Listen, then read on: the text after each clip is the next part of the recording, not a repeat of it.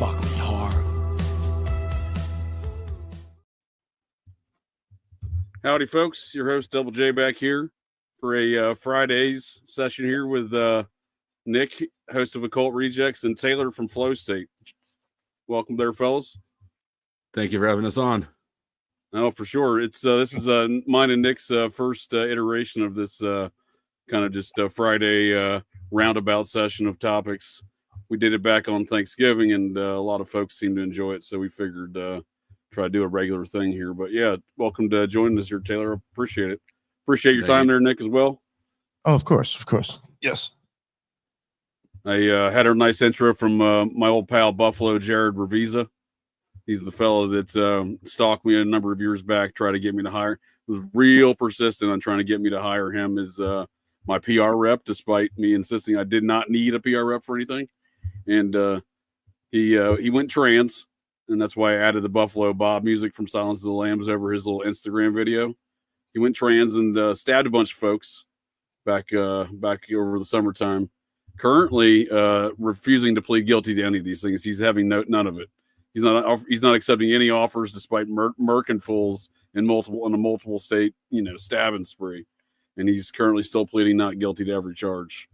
Seems like a tough road. He's going, but can't say that he's probably thinking too right. He's part of that transpocalypse of. So are you still considering him for your PR? No, I am considering offering my services to him for PR. Seems like he's in far greater need. His this dude's family's interesting. He did have a PR agency. He's an interesting character. His uncle or his father and his great uncle ran some sort of sports hypnosis psychology business, and the Chicago Cubs credit them for breaking their World Series curse. I would never let that person hypnotize me. right. Well, I wonder if that's how Homeboy got so kind of whacked out, because his father, was deep into this sports hypnosis stuff, and he was kind of like who was that NFL quarterback, Todd Marinovich, whose father was he's like a trainer, and like he was USC quarterback, this lauded #1 pick, and fell out of the league doing crack all the time because he was just under so much pressure. I kind of look at this dude the same way, because this dude was like a lacrosse player in high school, or woman, or Buffalo Jared, if you will. And I think he was just on that same. His father was, and his whole family was the sports training business. So I don't know.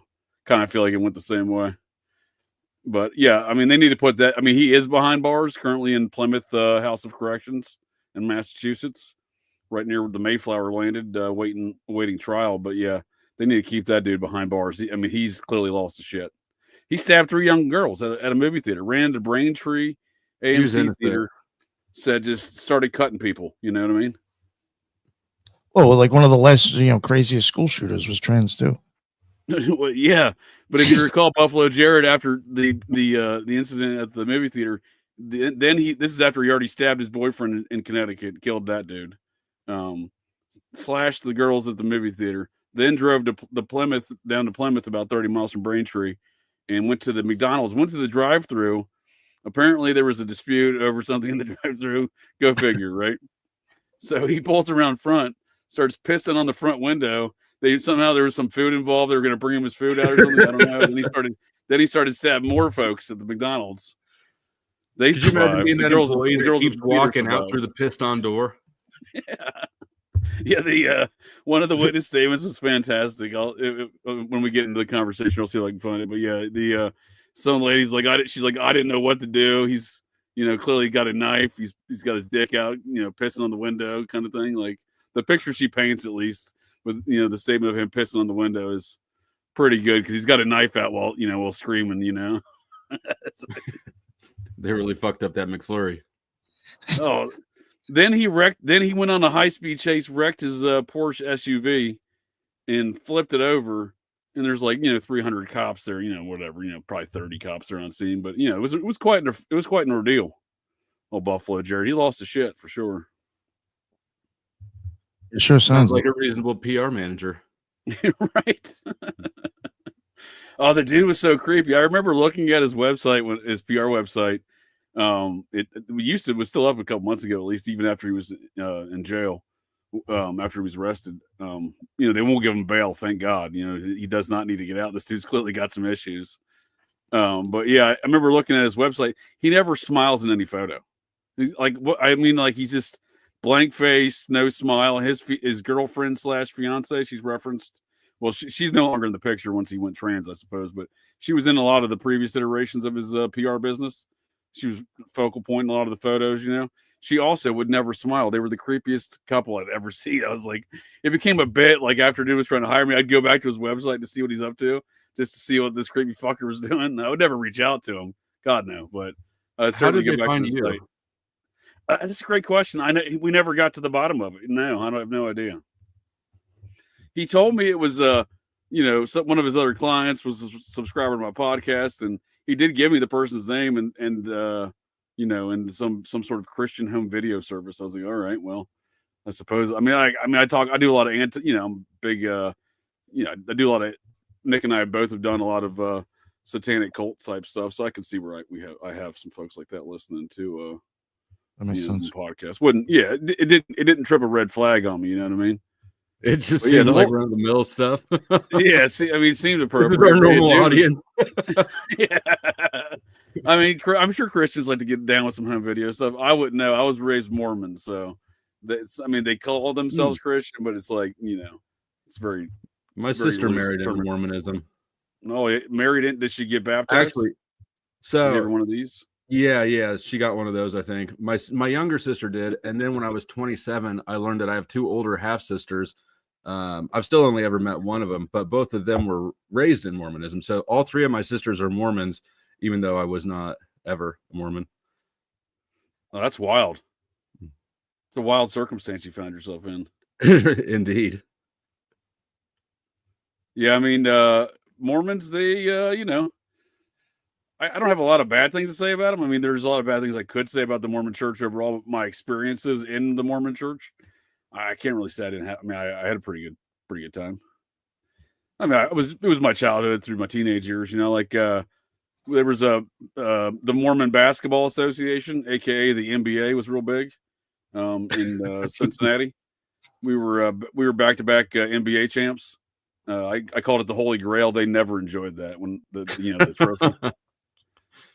Well, I'm in Independence. I don't know how much you know about I'm not in Independence now, but I was born in Independence, and that's sort of where the Mormon church splintered back in the day. Independence, Missouri. Yes. Yeah, isn't that where they're going back for Zion? Isn't that Zion? That is Zion. That's where they say Jesus is coming back. So I was born in Zion. So I assumed that given where I was born at, it's not that surprising that I find myself with several ties to Mormonism. Yeah, that is a very heavy Mormon area. Even the Kansas City region is pretty heavy Mormon, population.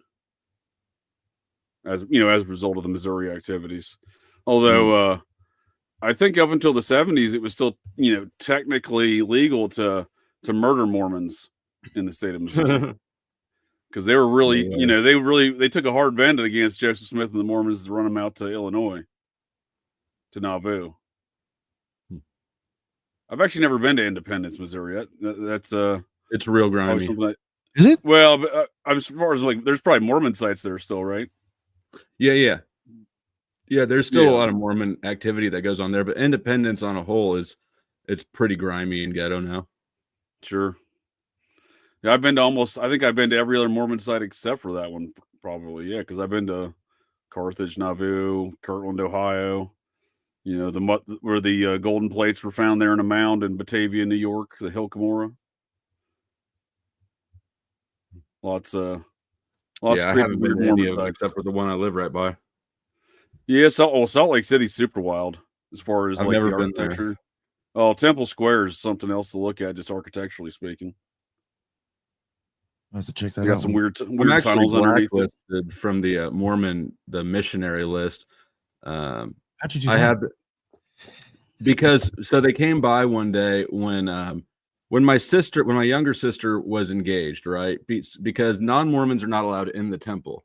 And so there was some clashing over how they were going to do the wedding. Were they going to do the secular wedding first, or were they going to do or vice versa?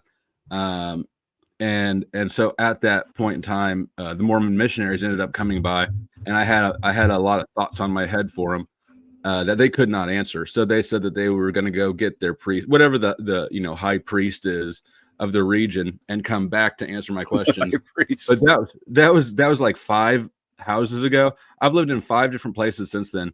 They've never come back to visit me at any one of these places, and I've seen them going around this neighborhood. So I know that they're around here. They just sort of skip over my house anymore. So yeah, they mark you as part of the devil. They're like, oh, that guy's got devil questions. mm-hmm. Don't go back there. Yeah, I was a little bit pissed off. Yeah, those Mormon missionaries are an interesting bunch because I don't know if you're aware, you might be, since you have so much family in the church, that the missionaries fund that themselves. They got to pay for that entire mission themselves. I think I knew that and forgot about it. It's all I disagreed with it then. I was outraged that they would even infer that I would be paying for it. Like you guys are out of your mind. That's some manipulative shit right there. Right? Oof. But if you're an adult male and you didn't go on a mission, you're definitely like a lower class within the membership. If you don't go on it, you're lower class. Yeah, like if you're an adult male who did not go on a mission, like you're definitely like you're low class. Mm. There's definitely a caste system within the Mormon within the Mormon church. I quickly realized that growing up, because my father didn't have a father in the church. It's a very strong patriarchal organization. So you're definitely in a different class if your father's not in the church. Mm. So yeah.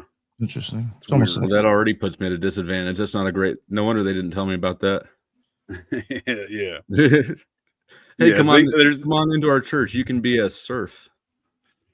Well, they didn't let any folks of any sort of colors in there until 1978, I believe it was. We had a black family in my ward growing up, and for whatever reason, their father just decided he was just going to stand in the back the entire time. Like I think it's because that's because he'd grown up that way. Because until 78, like, you know what I mean, until just a few 6-8 years prior to this, you know what I mean, he was still having to stand in the back because they weren't official members. They wouldn't let them be official members. They could come to services, like folks could come to services, but you had to be white to be a member. People kind of gloss over that. I had no idea about that. That's pretty wild. Scientology is very much the same way, and I mean, I suppose to a certain extent Jehovah's Witnesses, but not, I don't think as much. They're all kind of ancient alien cargo cults, as I like to call them. These ancient alien cargo cults seem to stick together. Oh, when it comes to, I was going to bring that up, since we're talking about Mormonism. I don't know what you feel about UFOs, Taylor, but if you start like looking into a lot of the stuff with Skinwalker Ranch and like most of the UFO sightings in Utah, it all ties back to all fucking Mormons, man. Even like Skinwalker. Yeah. Has been every owner except for Bigelow. You can prove that has been Mormon.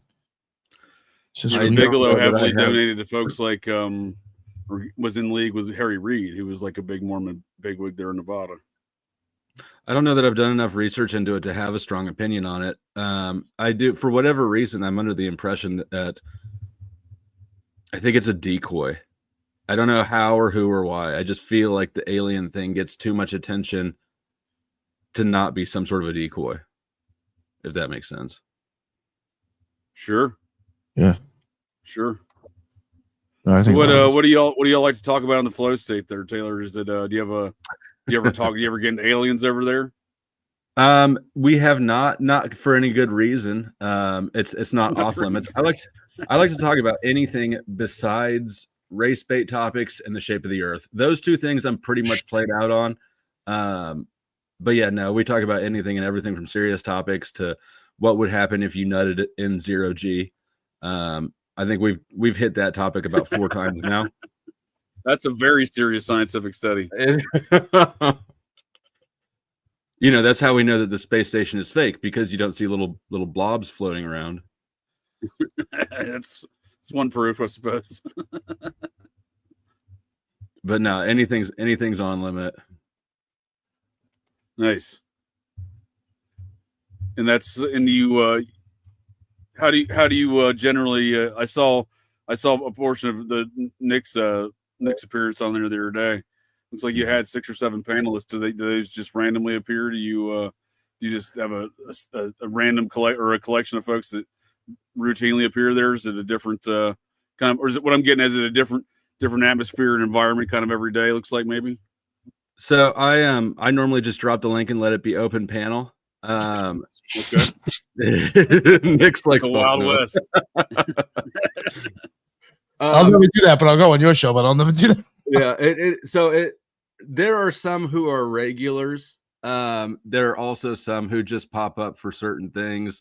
You get it's everything when you drop it like that. It's everything. Sure. And I think that the last stream, wild. I think the last stream we did it was more sort of centralized or centered around people who dislike me. I opened with a montage of people talking shit on me, which is one of my favorite things to do is transmute that negative energy into something that I get a kick out of. Nice. Yeah. So it's like a but roast. No, I just dropped the link. I just dropped the link. I let it go. Whoever feels like coming up and has something to say can come up.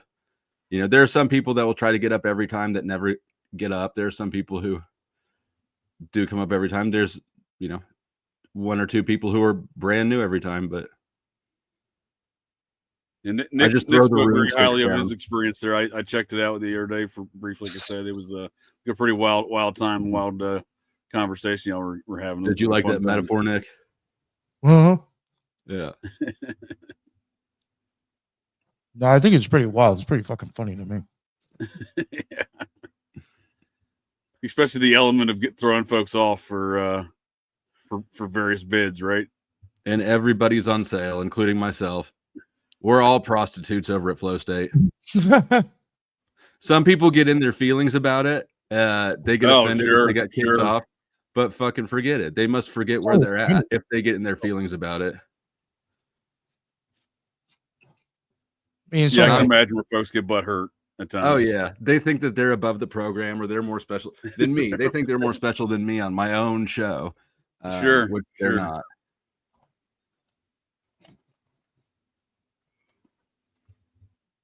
I'm just trying to catch up here on some of these comments that are flowing through the chat here. So what do you got there, flatline fiend there? What do you got going on there, Nick? What's up on the I like the alliteration. I enjoy the alliteration, the double F's there you got. Yeah. What's going on in Occult Rejects? What's up next on there? I know this week I think we're gonna go live for it. Occult symbolism with scorpions and snakes with Mario from Symbolic Studies, and I think we're gonna have me, Headless, Jen, and Lisa on that show. So that should be fun. Nice. Yeah, that was like when I was telling you, I was like, well, I can go live. Sounds like a good panel you got there. Oh yeah, it should be. Because the one good thing too is that like when somehow it's like whenever Lisa like brings the scientific stuff to it, it always seems to like somehow match like occult symbology in a sense anyway. So I do look forward to that. Yeah. I'm actually going to be talking more ancient alien cargo cults next on Operation GCD on Wednesday with help me out with his name. Raised by Giants. I done forgot his name. Oh, right backwards. Right. Thank you. Yeah, I want to get him on. A total blank there. I'll say we had a conversation with him on Occult Rejects regarding his JFK documentary.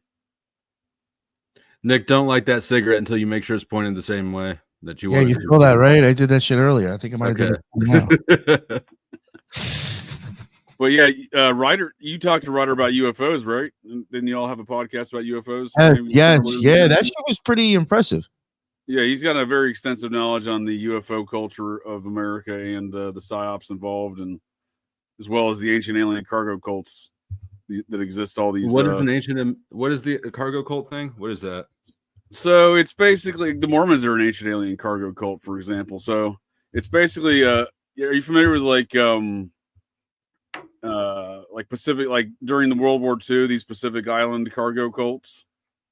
Where so like during World War II, all these planes were hitting the South Pacific and just dropping airlift supplies and food and big crates of things on parachutes right out the back of the cargo planes.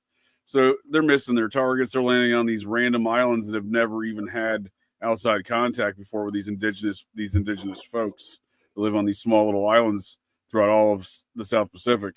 So these little islands were getting these crates marked G.I. Joe full of food and rations and stuff like that. They started building an entire religion around this sky god named G.I. Joe. They would drop them. They would gift them these magical gifts of food and whatnot. Because are you making they've never heard of anything, right? They've never had outside contact. So to them, this is some sort of magical religious process. That's wild. So they do these dances. They have a whole ritual dances they do to get the G.I. Joe sky god to drop more supplies. They build since they see the planes that go by that drop the supplies, that plane becomes like a god figure. So they build little effigies of the planes. They build runways and stuff for the god of the plane to come back, the G.I. Joe god. So it's kind of an interesting dynamic of what that created. So in that same regard, there's these cults, these groups, these religions, if you will, that adhere to these very similar principles as the Pacific Island cargo cults, but in an ancient alien format, thinking that aliens seeded this planet and we can all go live on a different planet. For example, the Mormons teach folks that they'll get their own planet if they attain some sort of level of, proper life and Godhead status. And the other belief is like, it always goes back to in and around the dog star, the Sirius star. For example, the Mormons believe their God lives on the planet Kolob. It's right next door to Sirius.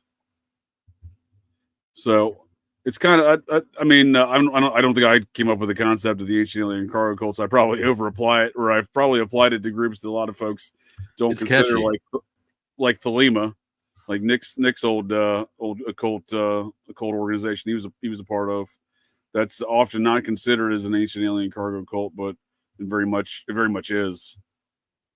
And like Scientology breaks off from that, and Scientology is an obvious example of an ancient alien cargo cult. They have a very thorough version of a space opera because L. Ron Hubbard loved to write science fiction. Right. But we did a show the other night. I like the handle ancient alien cargo cult. It's catchy, right? Yeah. Double A, double C. I like alliterations, my double J. We did a show the other night, kind of a third part in the series Nick and I did with another one of his co-hosts, Teresa from the Occult Rejects. And it was on a cargo cult, an ancient alien cargo cult funded by Wesley Snipes, the actor. And with other memberships such as like the band Outcast. And then after we did that show, the Nick, that's what I was telling you about. One of our listeners there on the show, one of our viewers on the show, hit me up with a connection to the Process Church, which is another satanic organization that also is doesn't get the necessary credit as it should as being an ancient alien cargo cult. But yeah, this was pretty interesting to me here, Nick. The whole performance there of Outkast at the 2004 Grammys is referencing George Clinton, Funkadelic, and The Process in some song called Maggot Brain. I thought that was all pretty wild. Looks like some people in the chat know about cargo cults. Oh yeah. Well, I might be late to the party. I mean, Nick and I definitely, anytime we talk cults, I'm bringing up cargo cults because all these cults are one and the same in that regard as far as that characteristic. And like you familiar with the Process Church, Taylor? Is that something you've ever heard of before? But no, you better start me from scratch. They're connected to like the Son of Sam, Charles Manson, RFK murders. They're connected to a lot of shady stuff. But yeah, they're a satanic organization. It's an offshoot of Scientology, and they're very, very influential as far as much like Scientology was as far as who they aimed for their membership. A lot of Hollywood folks that are to this day and music folks that are involved in the process, from Marilyn Manson to George. I think George Clinton's passed now, but George Clinton from Funkadelic was a member, These are self-professed members. But yeah, they very shady group. It makes sense to me to target the powerful, the famous, and also to appease the gods that drop you the most loot. Right. 3-6 is an alien. 3-6 is an alien cult. Oh, okay. I don't know much about 3-6 Mafia. I saw them in concert once. It was a goofy show, but it was fun. Yeah, their music's kind of different, right? They had a whole different kind of scene, right? That Memphis rap. Mm-hmm. Yeah, they just jump around on one foot and spin their towels around. Is that what they did? That's what they did the whole show.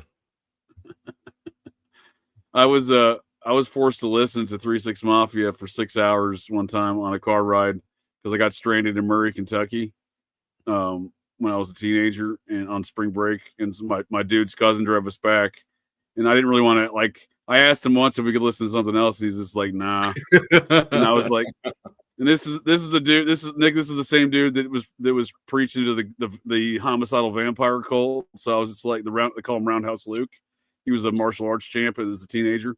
He's the same age as us, but he was doing like roundhouse kicks on a heavy bag while telling me some story about some homicidal vampire cult where his family was the foster family for the cult leader that murdered some fools on a multi-state vampire killing spree. And I was like, yeah, I'm not going to argue with this dude. If he wants to listen to 3-6 Mafia, I guess we're listening to 3-6 Mafia. How the fuck you meet these people? How do you meet these people? That's a great question. And I think I leave my door open for all the weirdos. Right? It's like a magnet. I think they just, they seem to, like, oh, this guy wants to talk to me. It's because you've got the look. You look like they see you. They're like, this is one inviting. Of ours. Yeah, it's inviting, right? You go back like a year ago, though, and like see what he looked like then when he was on my show. Totally different. So it's like you can't even go by the way he's dressed up now. That is a fair statement. Yeah. Back when I was still working on corporate job. Oh, what was that? I mean, what's that say about Nick and myself if we found you as well? Right. Actually, JJ Vance contacted me. That's how that works. Right. Yeah, we were talking Mormon biz, I think, is what we initially started talking, but then we ended up doing a number of podcasts on the Smiley Face Killers and a lot of other stuff after that. Do you know who the Smiley Face Killers are, Taylor? No. Oh, damn. Okay. That's a loaded one. It's a great question. I actually met JJ too. So. Oh yeah, we toured some of DC's historic sites. Nobody tried to stab anyone. Well, it was daytime, so we were fairly safe. Although I asked Nick that every time. I'm like, "You went out at night, dude? How'd that go?" Yeah, it was a weird. It was a weird experience tonight down there, isn't it? Especially down the Foggy Bottom region. You're pretty safe down there in your the State Department, CIA regions of DC. Yeah, the area that I was in had like kind of like a 3 to 5 block radius that was like really nice, but then like it got weird and then nice again. Right. Really weird. Yeah, you were right by like GW University. Yeah, that area was screwed up, kind of. I thought. Yeah, it gets kind of questionable over there for sure. Connecticut Avenue. Unfortunately, the very liberal. That'll be my old stomping grounds there for years along that Connecticut Avenue stretch. I've seen some shady shit go down there for sure. It's only gotten more questionable over the I lived there. Shit, I moved out there a decade ago, so it's only gotten worse since then. I told you the actual DC area. I told you I went into that. There was a store there, something with the 93. Fuck, what was it called? I told you about that, right? I don't think so. Yeah, it's like I think it's like a vape store. They might actually have had weed. I didn't even. It's funny. I really didn't even hang out in the store because I was like, all right, this did get a little bit weird. And I even did this myself. I was like, DC's got real international waters with their drugs there. It's weird. Yeah, I saw pot this. Just a random store. You may not even expect to find pot. You're like, oh wait, you guys are selling pot here? And real quick though, like you know how like 93 is with the Lima. Right. Yeah, that's a big Crowley one, right? That's from like 9/11 and shit, right? Yeah, well, he has 93. I mean, not to get into it, but like that's like they use that in the OTO a lot, 93. So when I saw that, I was like, nah, could they really like be that And this blatant? is a store in DC. Yeah, I'm trying to find the name of it. It was like a District 93, a vape shop. There we go.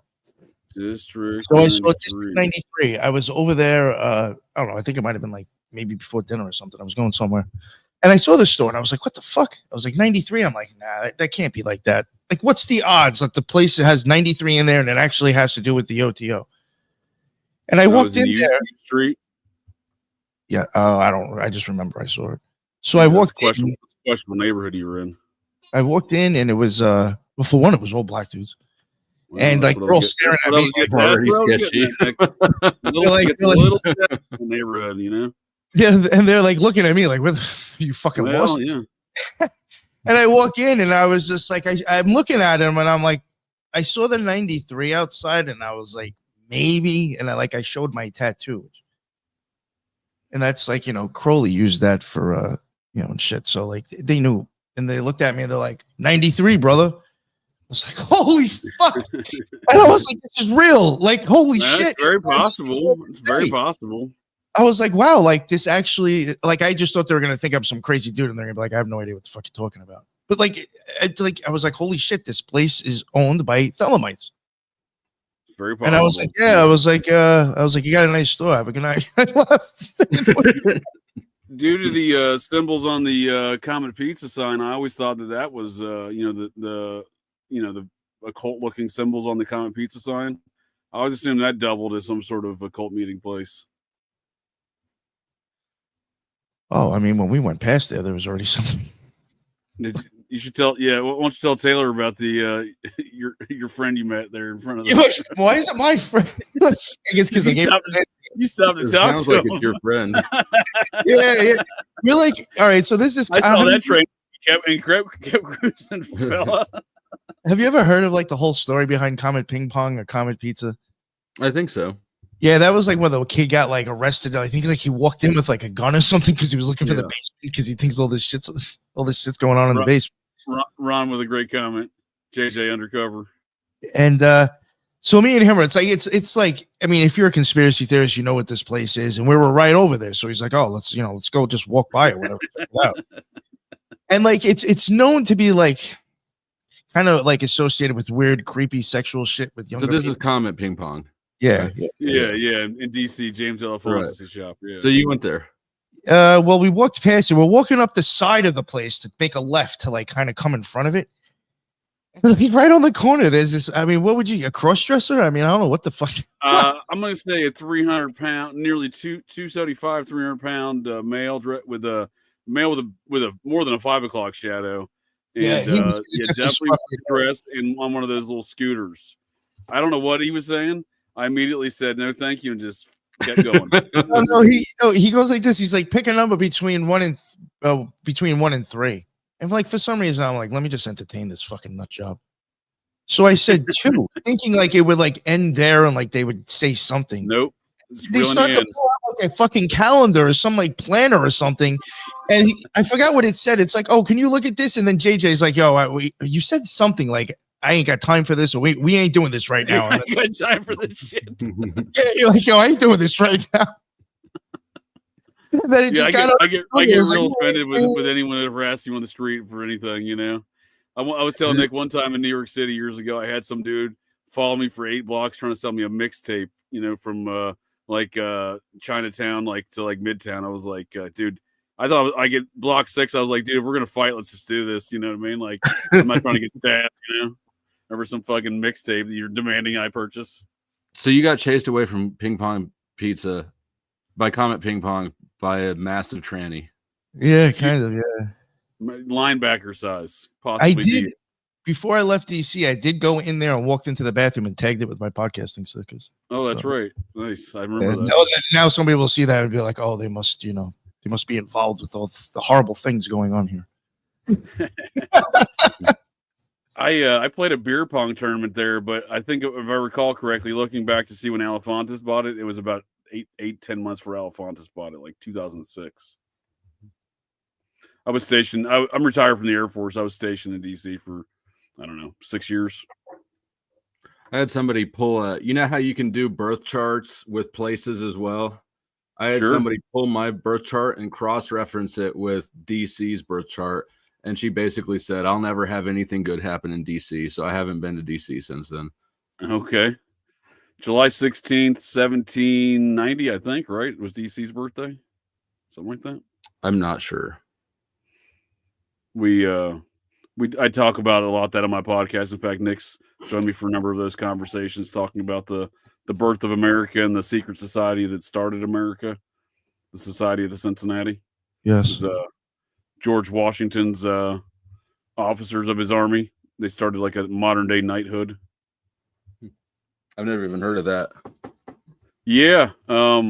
You've heard of a lot of people from that are members, I assure you, but yeah, it's definitely it's a secret society for sure. Folks do not like to talk about it. They have a headquarters there in DC that Nick, you got some footage of that, didn't you, when you were?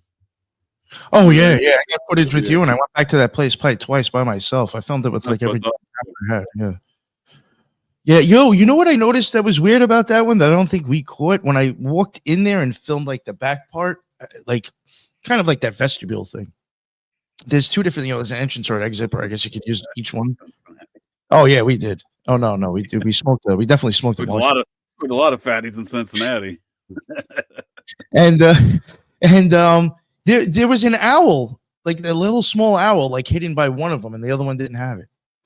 I almost catch that. I was like, oh shit, look at that little fucking owl up in there. Yeah, there's definitely a lot of weird stuff going in that building. Like they have a secret passageway. They don't always tell you about it in every tour. I've had tour guys I've asked, and they're like, nah, we don't know what you're talking about. But then other ones will show it to you. There's a whole network of secret passageways behind the main areas of that home that former home now turned into the headquarters and museum of the society.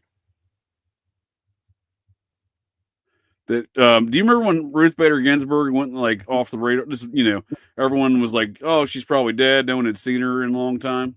Yeah, she like during that period of time. It was like the 6 or so months before she died. She made like very limited public appearances, like maybe 2, maybe 3, or something like that. One of them was to officiate a wedding in the gardens of the Society of Cincinnati headquarters, and I got a picture of it. And I'm like, well, this is fucking weird. It was a Democratic big DNC person's, I forget which one. Someone in the DNC's daughter was getting married, and they got married in the Society of Cincinnati's gardens there, which, it does rent out. I just think that, at a time with all the politics that were involved in that situation, it was somebody taking a piss on liberty, but that's my opinion. Yeah, I never even heard of that. Bacon cheeseburger.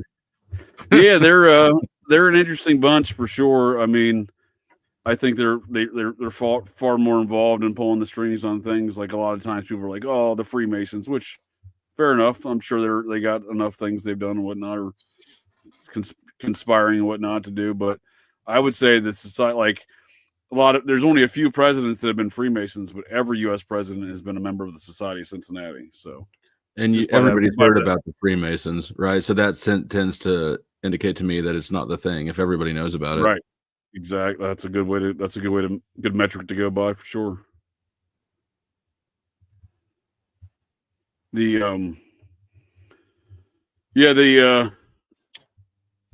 There's a lot of folks from the Society of Cincinnati families that are involved in these cults too. We talk about that a lot. Nick and I have on a number of shows. Headless. Headless. Yeah. One of my favorite ones is to poke at is point 2 is the Weld family. Have you ever heard of the Welds? No. They kind of invented Massachusetts. They're like the family that invented Massachusetts. So like during the Revolutionary War, the headquarters. It chose a funky shape. Right? You'd think they could have done a little bit better geometry. Yeah, well, I think a lot of that stuff shook out because a lot of those people up there were all family, and they all just like fuck you, I'm going to go start my own state. That's how Rhode Island started, and that's kind of how Connecticut started, right? Between them, so they ended up carving out what Massachusetts used to be by saying "fuck you," I'm going to go start my own state. So the Welds were the ones in Massachusetts, and they've had a couple years ago, 2 elections ago, there was a Weld that represented the Libertarian Party, ran for president, former governor of Massachusetts. But the one I like the most is Tuesday Weld. She's one of the individuals the Satanic Bible is dedicated to, Anton LaVey's Satanic Bible. She's in my opinion, a very powerful individual in the Hollywood cult circles, kind of pulling strings on cult influence on music and movies and whatnot.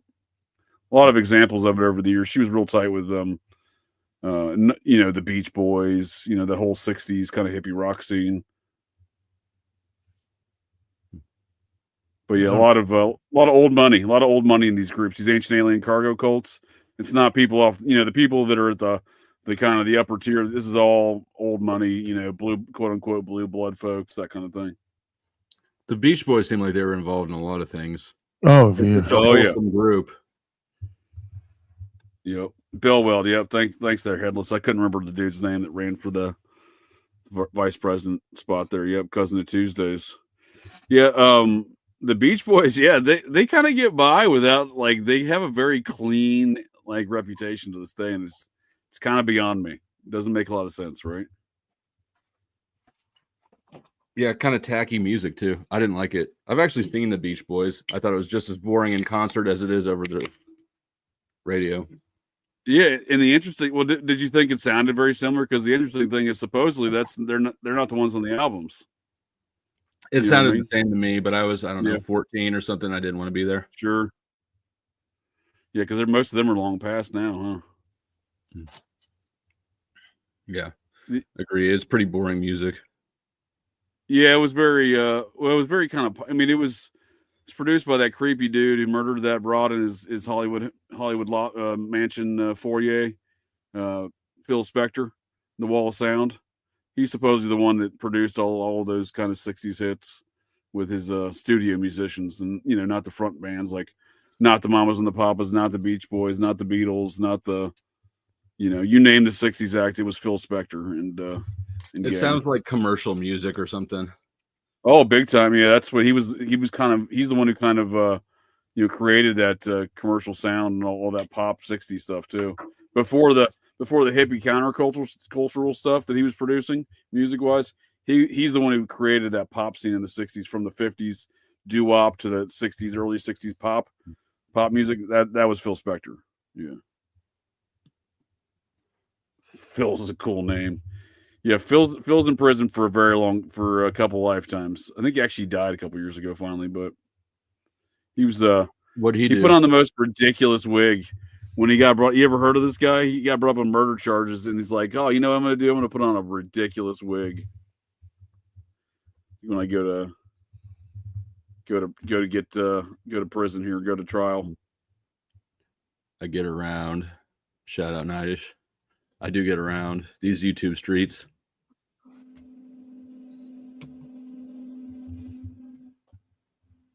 No, I can't. Why is this picture not want to come up? Aha. Yeah, this dude is. When he died, he owned a lot of the Beatles catalog, which I've yet to fully kind of understand how that worked out. I thought Michael Jackson owned a lot too. I know. So that was a big thing, right? There was this remember the big ordeal between Jackson and Paul McCartney trying to, fight over who's getting the rights to the Beatles stuff. That's weird, because it seems like this dude owned the majority of it. They were arguing over 20% of the catalog, and this dude had 80% of the catalog or something along that. Yeah, he was definitely tied to Polanski for sure, Ron. Yep. I mean, the whole scene there, he was the guy involved with all the people that were involved with Polanski as far as the musical acts in the Laurel Canyon scene. So there's no way that those two wouldn't have known each other, in my opinion. But I think I look at Spector as the head of the creepy cult stuff on the music side. He's like the musical version of Bob Evans, Cocaine Bob. That sounds like a fun dude, Cocaine Bob. Cocaine Bob was he was the party guy in Hollywood for many years. Yeah, I mean, he was the guy. He's the guy that made The Godfather, had a Paramount that produced The Godfather. Rosemary's Baby was his first one with Roman Polanski. The satanic, weird film that was filmed where John Lennon was murdered at the Dakota building. Yeah, I don't know any of that history at all. I just know that Cocaine Bob, if you just say Cocaine Bob to me, I'll party with that guy. Cocaine Bob. Yeah, oh, this is the musical version of Cocaine Bob. This is Phil Spector. Yeah, look at this preposterous wig. Can you imagine going on a murder trial? You're like, I'm going to wear this wig. It's going to make me look real normal. That thing's probably 4 pounds of hair. Right? It's pure horsehair, probably, or some nonsense with this guy. Yeah, Cocaine Bob Evans was really prominent in Hollywood all the way up to his death, and he was deeply into creepy shit. He got indicted on some murder charges in the 80s. Hired one of OJ's attorneys, Robert Shapiro, dodged those charges, pled the fifth, and somehow that worked. For most people, you go up on a murder charge and plead the fifth, they might still charge you. Like this, they didn't even bring him back in for questioning. He's like, I plead the fifth, and they're like, that's fine. We have no more questions. That was our star witness. You were our star witness against you. Oh, it was a huge coke deal gone bad. They murked a couple fools. There were Larry Flint's old bodyguards, the Hustler magazine. His bodyguards murked a couple fools, and related to that coke deal with Bob Evans, but also related to this fat. I think she ran like a phone. She was like a phone sex operator. This is like 1983, so phone sex operators. That was probably a lucrative business at the time. And she was, she was like blackmailing some of her clients. So the same team of mercenaries, Larry Flint's bodyguard team, that were for some reason involved in all this, but Larry Flint never really had to answer much questions. It seems. I can only imagine the blackmail that dude had. Did you guys ever? But yeah, they murked this phone sex operator, and it turns out she was communicating with the Vatican. And she was also, I think she was also a dude who's a trans thing. I don't know. It was orca fat person. Hard to tell at that point when they get that big. She was in these weird kind of these exploitation films of the 70s, which, I think there's a lot of the drug and sex trade, the recently like legalized pornography trade kind of thrived through money laundering in those exploitation films in Hollywood. So just a weird epicenter of activity with those films because pornography being illegal for so long, and then suddenly, like, they could bring their activities they were already doing, but like above ground, so to speak. When was it illegal? I think over like the mid to late 70s, it was legalized kind of across the nation. Some places, more strongholds than others. I mean, these were a lot of the fights that Larry Flint was fighting. I'm spent many years as a Cincinnati resident, and that's where he fought his battles with the law and the People versus Larry Flint film. Most of those legal battles, outside the one he gets shot, that's in Georgia. Most of those legal battles take place in Hamilton County, Ohio. That's where he started his first hustler operation. Yeah, I was born in the mid '80s, so all that shit was before me.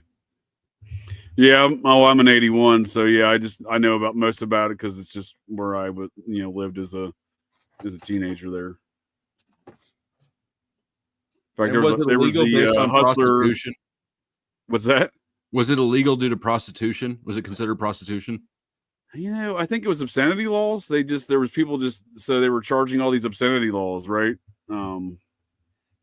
Yeah, there we go. Jay Morris has got some answers for us. There was a Federal Telecom Standardization Act in the 70s and 80s. Yeah, I mean, there was a lot of these anti-obscenity laws. Some of them still in existence, in certain like towns and cities, you know what I mean, but not state or federal wise anymore.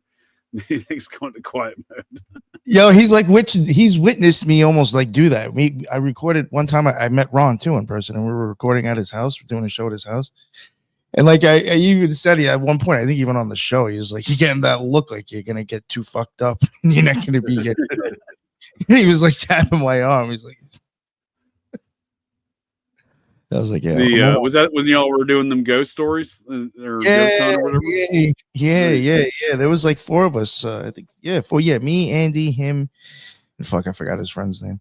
My bad. There was like four of us, like in his recording studio, all together. Oh, the Wicked Planet Studios, huh? Yeah, well, he has like at his job, he has like the upstairs, kind of like turned into like a little podcasting thing. Nice. Yeah, it was pretty cool, man. It was actually weird to it was wild to actually podcast with the people like you're on, like right in front of you. Total different experience. Felt like you're actually having like a conversation, but you're just, I don't know. Yeah, there's a lot of those legal battles over obscenity laws and pornography. It was, and even once regular pornography was legalized, the part of the whole Son of Sam story was all that homosexual, underground scene of New York City, where the pornography scene was, surrounding that as well. Oh, Flows, hey, Taylor, I wanted to ask you, is that Mitch Loving guy from your channel? Yes. That dude's fucking retarded, huh? Yeah, you can bounce him. Yeah, I was like, holy shit. I was Don't like, think that I'm protecting him. more on over there. I don't always pay a lot of attention to the chat, but yeah, Mitch Levin is definitely one of mine, and you can do whatever you want with him. It's definitely interesting. North Carolina. It's nicer than New York. For you, Nick. North Carolina better than New York, huh? So far, I mean, my experience. I mean, again, like I really wasn't like somebody who was like really into the city anyway. And for the most part, I spent most of my life on Long Island. So like for me, it's like it was almost kind of like I basically just like it looks the same, kind of like it really isn't any different because I was already used to kind of more of like grass and trees and stuff like that. It wasn't as bad as like the city or the Queens or Brooklyn. So, but the temperature wise, it's hotter, which is what I wanted. It's a lot cheaper here to live, especially like less congested. Housing, less congested. Yeah, like I've never once hit traffic that I've hit like even out on Long Island. Like I haven't even experienced anything that like has drove me crazy. Yeah. It's next level out there, man. It's worse than Los Angeles, I think. And people do seem, for the most part, a lot nicer. Like you'll have. Oh yeah, you're getting some of the Southern hospitality down there, friend. Yeah, ma'am, sir. As a Yankee, I understand you're not necessarily accustomed to that. I was like, oh, people like have pleasantries. Holy shit. Yeah, I was gonna say, Mitch, you're definitely one of mine. He's trying to say he's not one of mine. He is. No, you know why? I was pretty sure he was from your channel because I was like, yo, why is McLovin talking mad shit? And I'm like, oh, that's like Mitch Lovin. Like I thought that was London McLovin at first. No. And I realized it's spelled differently. And I was like, I was pretty sure I've seen him over on your channel. Yeah, it's my RV, my studio / RV dining room. He's got motherfuckers hanging from the ceiling right next to him. Doubles a store soccer. It looks like Rocky in there, but it's like human torsos. Right. Got to keep it cold as a result of that. Yeah. Yeah, I think everyone who is in New York City, all my friends and folks in New York City that I know, they all get to the point where they don't want to travel more than 5 miles because of the traffic. So if they live in Long Island, like they'll never go to the city anymore. You know what I mean? After like age 35.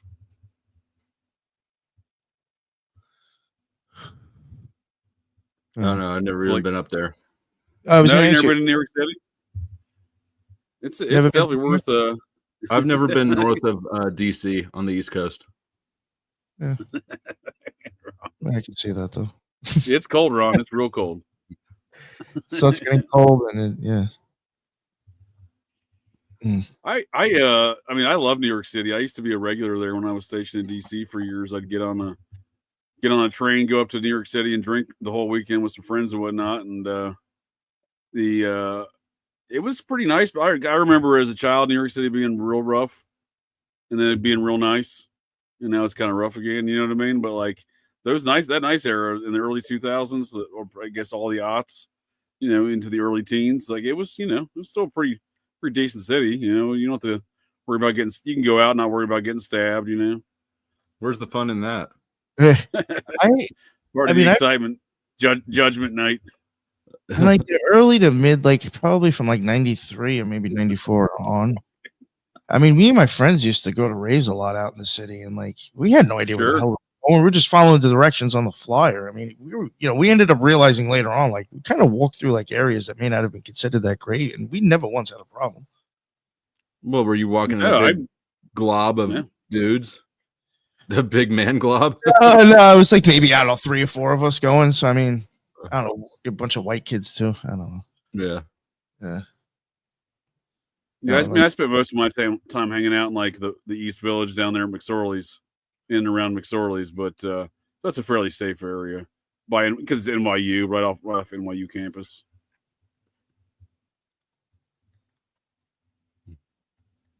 Yeah, I actually. What was it? Where is that? Is that over in The city or in Brooklyn?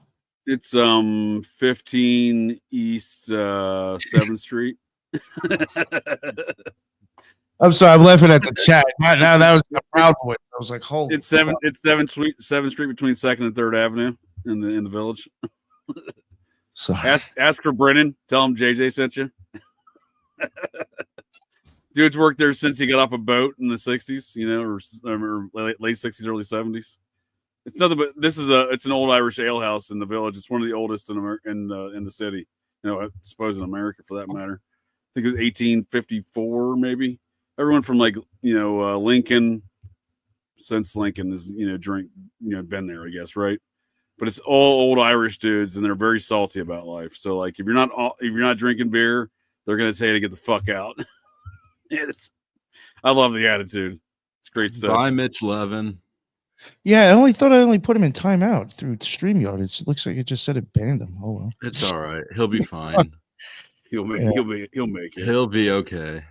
Oh, I was like, nah. After all, he is one of mine. Skinheads and Proud Boys now. I was like, yeah, you're just fucking retarded, dude. Nick, you never made it to McSorley's, going in the city. Never ventured there for some beers. No. You told me you used to go there, right? Oh man, I was there all the time. Yeah. That's over by the village. Right? I was one of my dudes worked at Fox News in the production staff. He still does, but I was always going up there and hanging out. They had a very party atmosphere, so I was hanging out with the production staff all the time. So I was always bringing the production staff in there with me. You know, I always bring in a group of people, so I became not only a regular at the bar, friends with some of the old Irish dudes, but I'm telling you, they love me because I was always bringing business. Not necessarily that they need business, because on the weekend they usually have folks staying at the door, but I brought business that tipped well. You know what I mean? Oh yeah, I'm sure they had money. Oh, for sure, yeah. Fox News pays well to the production staff. That's wild. You have a connection to Fox. Yeah, I won back-to-back baseball fantasy baseball championships on the production staff there. The second year I won, I rented a party bus, and we went around to all of the oldest bars in Manhattan. But I gave my victory speech where George, at the bar down in southern part of Manhattan, down by Wall Street, where George Washington gave his victory speech for the Revolutionary War. I gave my victory speech at the same bar for back-to-back fantasy baseball championships. I think for most of the people, the historical moment was lost on them, but other than that, I enjoyed it. What were you saying, Hill? Before? Me? Yeah, I think you were asked something, right? Oh, I was just trying to mock Mitch Levin. I just wanted to take a moment of silence for Mitch Levin. Is that him back as Mars Life? Yeah, that's him. Is it really? Wait a second. He's back with a different username, man. It's dedication. Yo, who's the psycho now? All of us. I guess, yeah. But I mean, this guy, I literally only have one YouTube channel. You don't have any alt accounts? Oh, some sock puppet accounts. I don't even keep fucking You're not doing it right. If you're allowed to come back as you everywhere you go, then that means you're not pushing the limits hard enough. Yeah. Surely you got to have some places where you want to go back, but you're not allowed anymore. Yo, for real, this YouTube account is actually tied to somebody who's on the show had to actually even make it. So if I forget the password, I gotta hope that they're by their phone and they have to tell me the code that they're getting to you know what I'm saying? Because I'm not making new emails just to make another fucking YouTube account because I've gotten so many. You can't switch it over, huh? No. Yeah, this is my fourth one. It's just lasted 2 years. But I'm just I don't know. For me, I'm just I'm not gonna go through the trouble to make another YouTube account to talk shit. This dude's crazy. Yeah, you're not indulging in the finer. I know, yeah. The little joys, being able to type in a comment and then just sort of watch the person read it. Right, they'll try not to react, but you can kind of see them get a little bit off kilter or whatever. Who's the psycho now? I guess it's me. No, I think one night on your show you were even saying it's got to be the listeners and the people on the show too. It's just it's kind of we both got to be fucked up in our own ways, right? Absolutely. There's a symbiotic, it's a symbiotic mutually relationship, fucked up right? relationship. Yep. I mean, Unabomber right here is not exempt from that for sure. Obama. And JJ doesn't move a whole lot, his body, and sometimes it just looks like an avatar. Yeah, I got a neck and a spine thing I deal with. I'm a disabled vet. I'm just disabled. I imagine that creeps people out when I don't move my neck all that much, you know. Yo, that's the first time I saw him. I didn't know the situation, and I was like, "Yo, you fucked up." I was like, "Yo, this guy can't." I was like, "Yo, this guy, like, he just doesn't look right. Like you weren't turning right." And I'm forgetting. Like, you've told me so many times your situation, and I'm fucking not even thinking about it. And I'm like, "Yo, this guy is fucking hammered." I was like, "He can't even." Look Had a number of injuries. Yeah, no. And then when I got in the car, I was like, "Oh, all right, the guy's okay." Yeah, it's accumulation of injuries. Yeah. I just rub dirt on it and get by. But yeah, I don't move my neck well, so I know I can imagine. Like, I know when people are like, do you understand what I'm saying? I'm like, I don't nod my head in agreement or something. I'm like, I can't move my neck, so I mean, I'm like, you know what I mean? Like, yeah, no, these are words. The first time here we are thinking you're a weirdo. Yeah. Yeah, didn't I even say something to you, JJ? I was like, "Yo, you want me to drive?" And they're like, "I'm fine, man." Oh yeah, I managed to get by. Yeah. No. We were fine. We ended up smoking mad joints, I think, too. Yeah. Remember it was fucking hot as shit. That one day, hottest day all summer. It was fucking retarded. 114 or something with the heat index. It was ridiculous. That was horrible. Yo, I was like drenched. I always love this question. Why am I so red? I'm a Scotch Irish Cherokee man, and we're just red people. You're all the way around. Yeah, I got every shade of red going here. I feel that question my entire life, and it's funny what the conclusions people reach. Like sometimes it's like, oh, you must be overheated. Oh, you must be sunburnt. Oh, like one time my guy called my principal's office in high school. Immediately walk in the place, he called the principal's office. He's like, I know you did something. Your face is all red. What'd you do? And I was like, dude, first of all, it's cold outside. Second of all, I didn't do shit. You know what I mean? Like, just because someone's face is red doesn't mean that they're into shit. That sounds pretty racist of him. Well, yeah, for sure, right? What a bigot. Yeah, serving in the military overseas. I got so many medics I've been called like, are you sure you're fine? And I'm like, they're like, you're purple. I'm like, that's fine. I'm out here 120 degree sun. Yeah, like every day, like I'm burned as can be. You know what I mean? Like if I turn blue, shade then of purple. You gotta worry. Yeah, exactly. Yeah, that's what I tell them. Yep.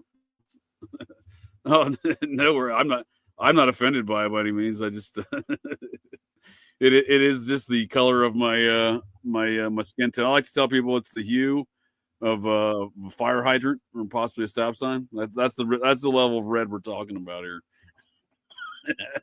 You've been drinking? Oh, if I've been drinking, it gets way worse. I haven't drank in years. Yeah, there's people that get flushed when they're drinking. I get a different level of flush for sure. I used to love to drink, but back in my McSorley's days, like I was saying there before. But yeah, I haven't. Not in years have I been a drinker. It's a lot of work.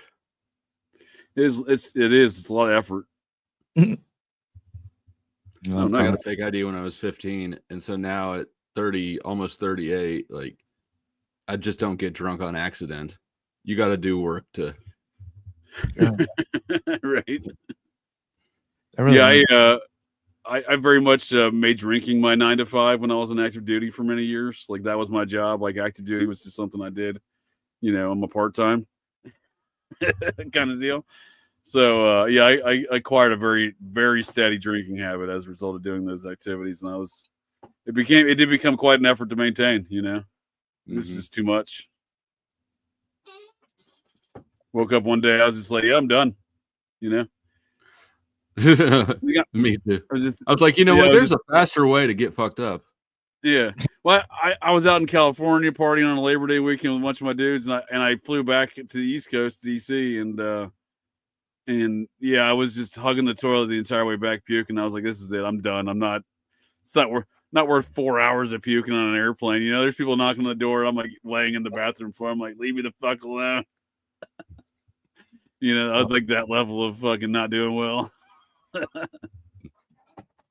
It was a very easy sign. I was like, oh yeah, I gotta quit this. This is too much. That was your bottom. Now we just sit here and get contact high from Nick, Right? Yeah. or from Mitch. Yeah, Nick and I have been on a couple hour-long podcasts where I'm like deep into the conversation. I'm like, he's still going. He's still just chugging away between a cigarette or vape pen or something like that. I'm just like, man, that's champ right there. I did my 2 for the show. I'm good. You know, I was that. You know, the thing is too, I was actually rolling them a little bit smaller. So. Oh yeah. Yeah. You know, when I saw you, JJ, you're like, yo, this is a log. Dude, that's right. Yeah, you handed me a doobie in DC. I'm like, whoa, dude, it's like 3 times the size of most of my joints. I was like, fuck, gonna get high, right? Yeah. Well, yeah, we did. I mean, yeah, that's unavoidable when you're smoking a Lincoln log. Oh god, waiting for you to bring out a blunt or something. I'm like, holy shit, we're about to get roasted. Yo, that was it was weird out there, the whole situation. Like, explain this stuff about DC, because I really do wonder. Like, I think you might be onto something, because like there was stuff out there in stores that's like kind of illegal, and they're just selling it.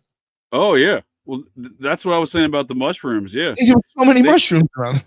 So they decriminalized drugs in DC. So they decriminalized the fungus. You know, whatever you want to call the magic mushrooms. Yeah, whatever psilocybin. Yeah, there we go. The legislation was they decriminalized psilocybin mushrooms, and like you can have like a stupid amount. Like it's weird. Same with pot. They're like they later legalized it in a recreational medical capacity, but before they did that, they decriminalized it. And they did the same thing with pot, where then suddenly just everybody's selling pot in these like kind of like unofficial pot stores. You'll just be in like a bodega and be like, oh, there's a pot section now. You know, like a lot of times you'll go into a bodega or a gas station, there'll be like a Delta 9 gummy THC vape, every sort of like tobacco vape flavor you can think of. DC just started making those sections just have pot and stuff in them. And now they got like mushrooms. You can go into a lot of those places and just buy mushroom bars and mushrooms and shit. And like, yeah, I was like, this is, I was like, I could walk into the store and buy fucking mushrooms right now. Dude, they sell DMT vape pens. You get disposable vape pens of DMT. Fuck that. Right? You're just walking down the street. let me hit this vape pen, see some fucking weird dragons or some shit. While you're walking through DC. Hell no. Oh no. Oh yeah. No. I figure I'm almost 38. If I haven't tried it yet, I'm not gonna try it. Shroom gummies and vape shops, huh? You've never tried DMT or mushrooms? I've done mushrooms. I like mushrooms. Mushrooms are good shit. I've never done DMT. No, me neither. I like mushrooms. DMT, that's a good way to describe it. Diabolical. Yeah, I can't. When I saw that, I was like, why are you doing this to people? Like, people are obviously going to do it, but like, no one needs to be just wandering around the world just puffing up DMT vape. Like, that's just, I don't know. It's aggressive.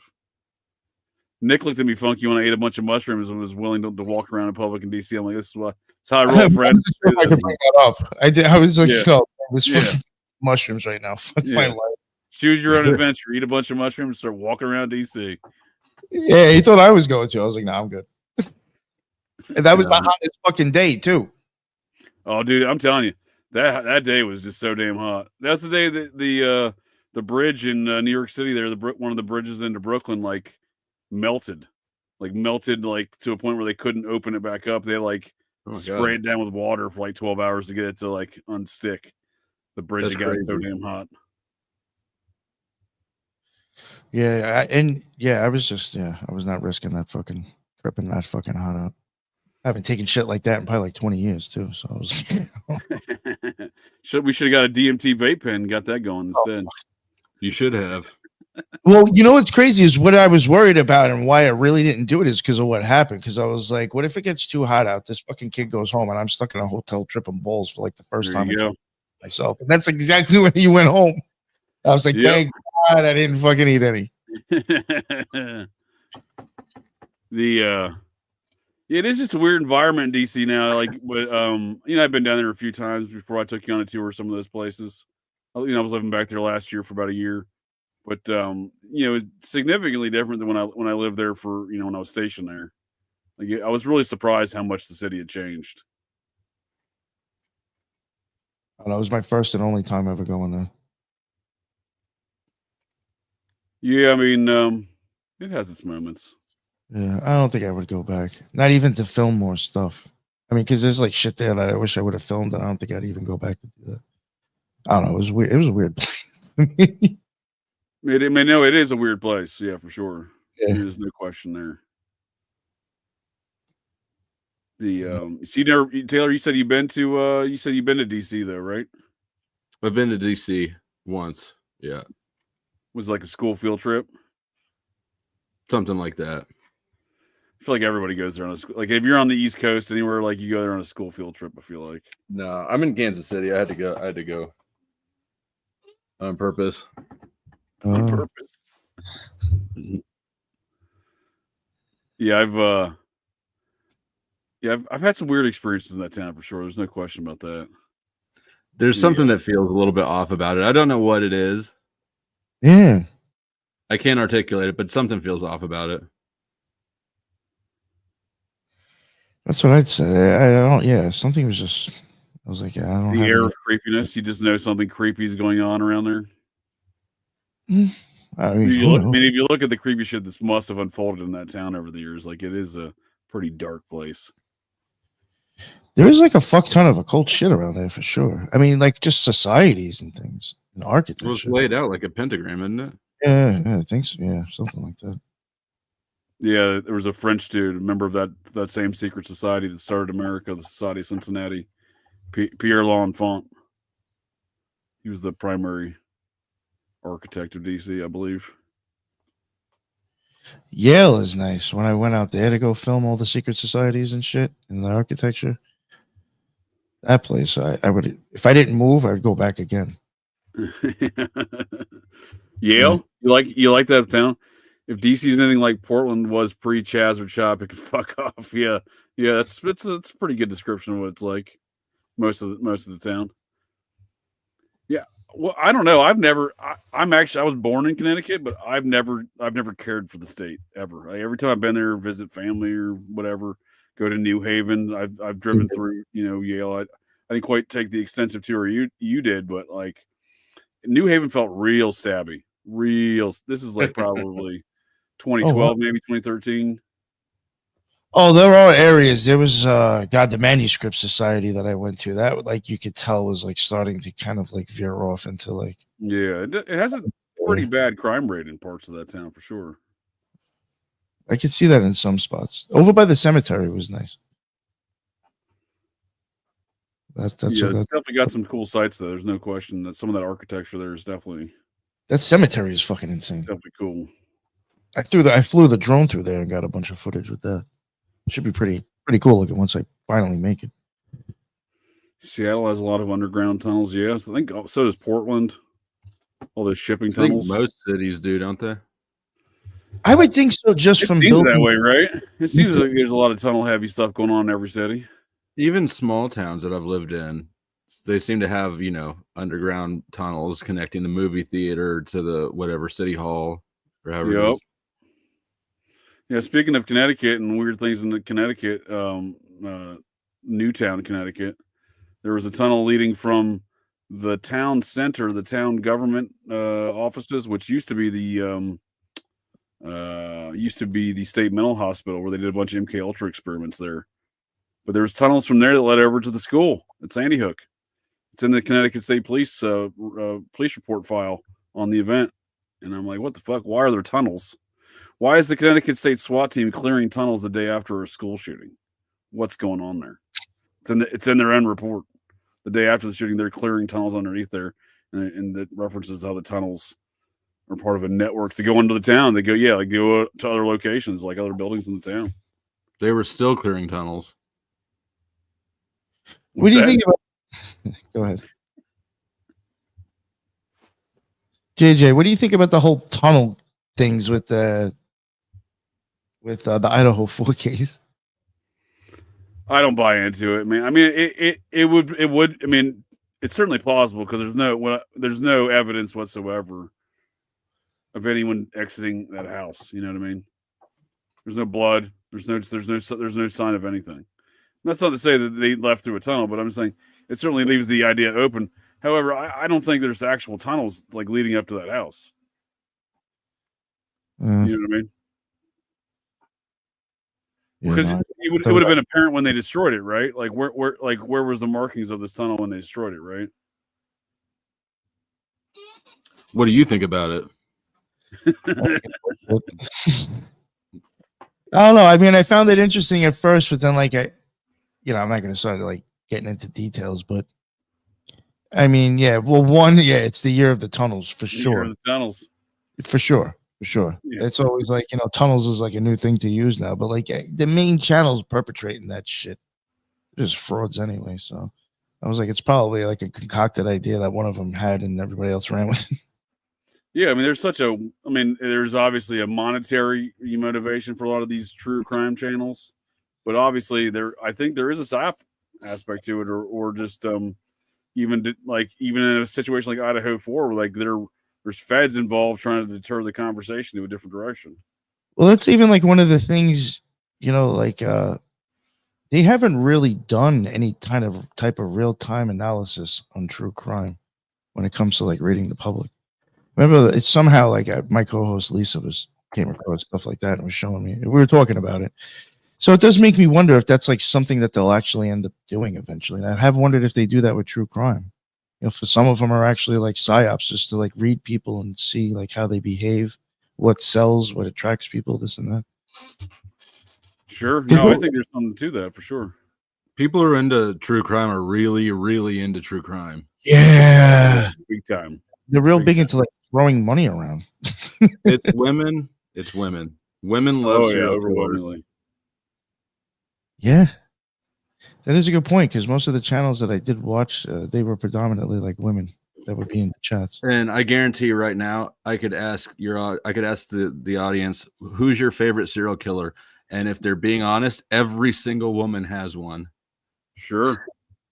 I remember you asked that, I think when I was on the show, and people were answering. Yeah, and people answer. Some of them, the biggest issue people had was limiting it to just one. Yeah, I think there's overwhelmingly seems to be a demographic of women that perpetrate these true crime stuff. Yeah, and there's a phenomenon of these women are marrying these killers in prison. Like even the Menendez brother, he had a wife. I was like, holy shit, he got married too, huh?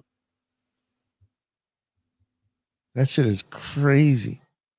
Yeah, some of them get like head chicks.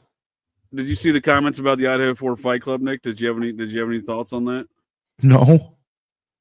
You familiar with that theory? What? There was a fight club? Yeah, that the frat boys all had this fight club situation going on, and that's where Ethan was at that night, Chapin. And they're actually, I've seen some of that. There actually is, some circumstantial evidence to support that. There's photographs and videos of other fight clubs these frats have had. It's certainly interesting. I don't know, I don't know if it's relative to what happened or if that's what was going on, but it's certainly possible. Look at Wild Ozzy in denial.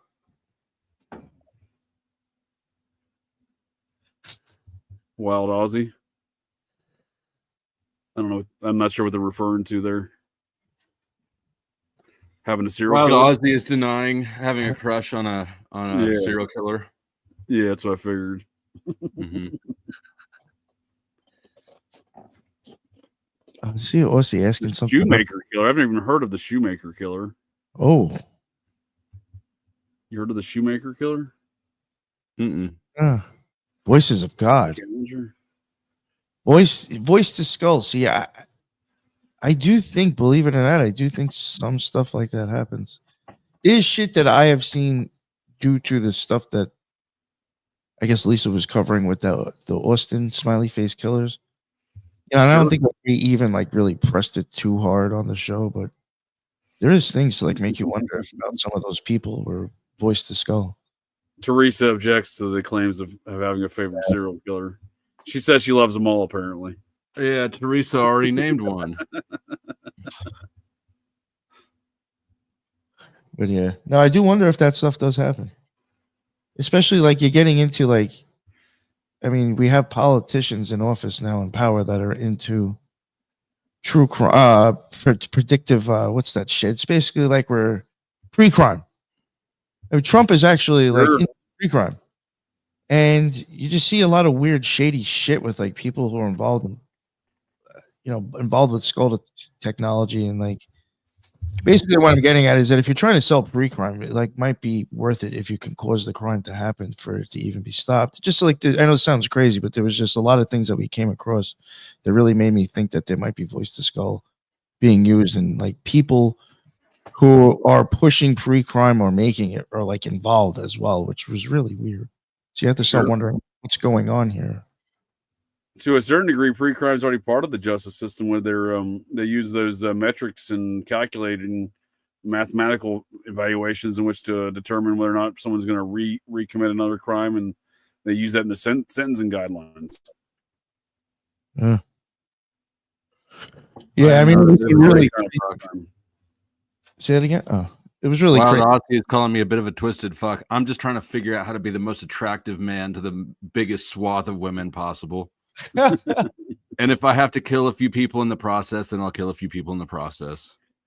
And it doesn't always work though, because John Hinckley didn't get Jodie Foster after all. You know what I mean? You can buy his art on eBay and tickets to his next folk concert, but he did not secure the fascinations of Jodie Foster by Merck and Ronald Reagan, or trying to. So maybe that's what it is. Because Hinckley failed in killing Reagan, maybe he didn't get the girl. Is that what you're saying? Is that what's going on here? I'm not. Had he succeeded, he may have gotten Jodie Foster. Oh, I don't know anything about Jodie Foster. I just know that if I want to maximize my appeal to women, I need to up my body count, and I'm not talking about the women I sleep with. Nice. Talking some like Dahmer numbers, huh? Right. Couple I mean, or Bundy. Bundy seems to have more appeal than Dahmer. Oh, for sure. Certainly not Gacy, although Gacy had a couple dozen boys underneath his or men and boys underneath his although ever since that what is it, Mindhunter or whatever, ever since that show, it's really been about Kemper. Or Kemp. Oh, Kemper was a crazy dude. I've seen some of them interviews with Kemper. That dude is fucking nuts. Big dude. Big, huge dude. Yeah, Hinckley was a Bush cousin. More like Bushes or Hinckley's. I did not know that. Was that the dude that his wife caught him like choking himself with like the doorknob and like jerking off? You're talking about Kemp? No, this dude murdered his grandma when he was like 16 and went to prison for that. They let him out and he murdered like 7 more women or something like that. And he's massive. He's still alive. Yeah. Oh, is he still alive? Yeah, I'd see some older. Ask me how I know that. I know that because my girlfriend wants to write him letters or some shit.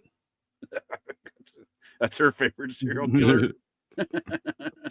She likes Kemp. Lots of girls like Kemp. Isn't that right, Tara? I think it was Tara down there who said, "Oh, both of his grandparents." See, Tara knows. Kemper's really smart. I mean, he's definitely out there.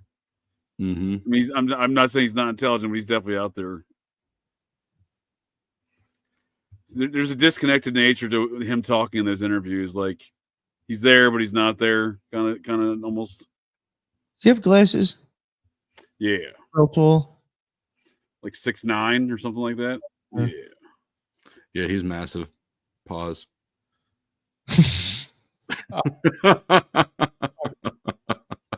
Oh, he killed both of his grandparents.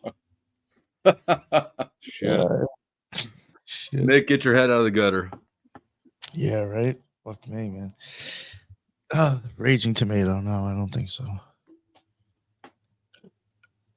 Put out as crazy as tail. Just let anybody jump on the show.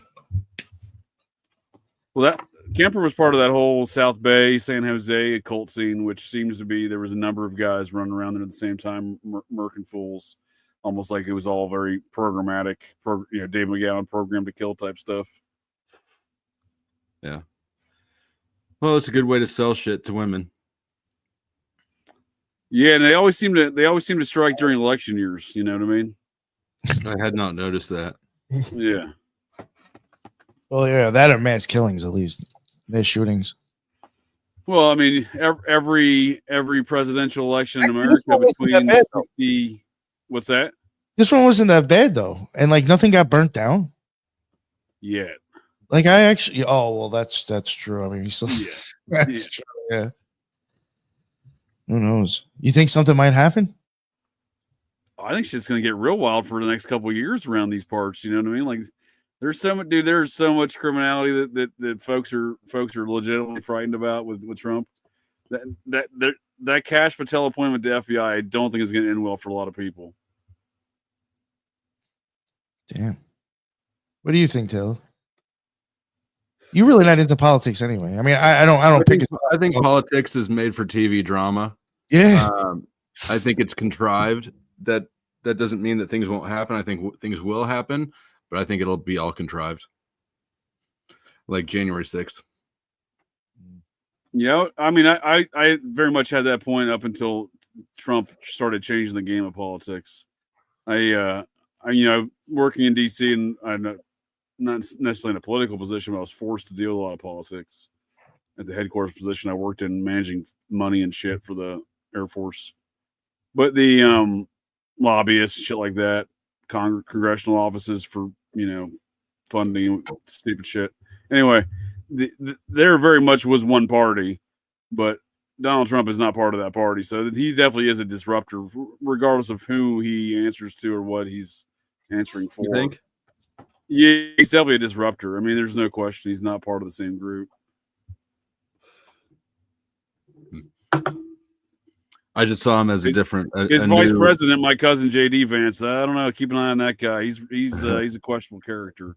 First of all, he didn't become JD Vance until he was like 25. He was John David Bowman before that. And second of all, he's got some weird connections to Peter Thiel over the years. Yeah. Pull your name. No, I mean we are cousins. He is a Vance. I mean we are cousins. We're just the cousins. But yeah, he definitely had a different name until like when he served in the Marines. I think he changed his name after that.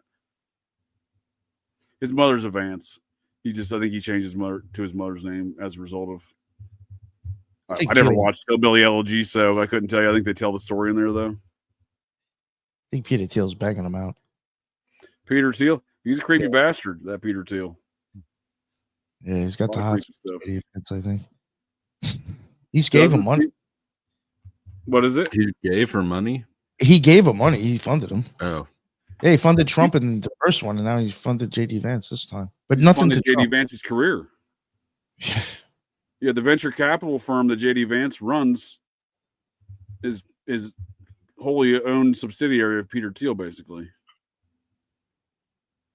It's basically Peter Thiel's venture capital firm with JD Vance and another guy running it.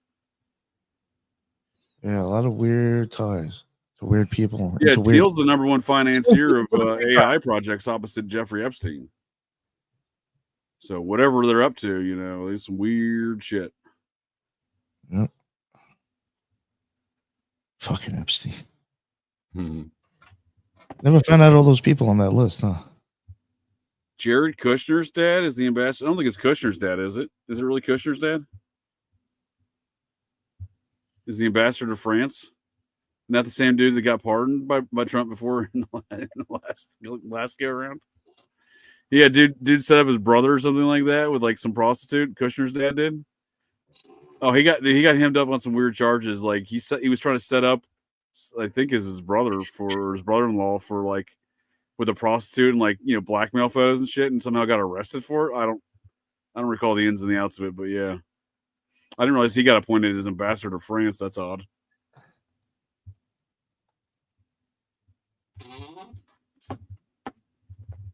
There you go, Nick. Was Nick ever in AA? Why not? Yeah. I don't think they mean Alcoholics Anonymous either. No, the Astra Argentum. Yeah, that's I do, figures. I do have a hood for them, and the robe. But no, honestly, I mean, it is kind of like maybe if I would have found out about it later on, I might have thought about it. But I mean, really, I guess it's probably like lack of my own either abilities or I just didn't want to be bothered. But there is actually just to take a test to become a student, not even actually like fully be in it. I mean, they give you a bunch of books that you got to read, and then you're gonna have to take a test on that too, like a handwritten test. On the Shit. AA, that's very stringent. Oh yeah, Book yeah, materials, huh? yeah. I think it even like determines like who they even give you if they have options as a mentor. Why is their sex magic different than OTO sex magic? This one's like really much more like a secret society. Anybody that I knew that was in it, most of the time you were like dealing with people online. Like you weren't even like face to face. And like you just went to I remember you initiation. saying that. You don't even know the identities of these people, right? Yeah, and like sometimes like you just go somewhere for the initiations. Like I knew people who like went overseas from here to go for Really? initiations, yeah. You've been looking at that Horace Mott? No, I OTO need offshoot. to start looking at that. I actually do need to start looking at that. One thing that I thought was interesting is I knew two people who had to go over to Italy for the Astra Argentum, and I was like, was it ever really banned? Because supposedly, that was at the Abbey of Thelema. Oh, that was the OTO. I'm almost pretty started at the positive Abbey. that he did the Astra Argentum shit there. I was talking about the Abbey of Thelema earlier on Clint Eastwood show, but all the weird poop related activities Crowley was up to over there.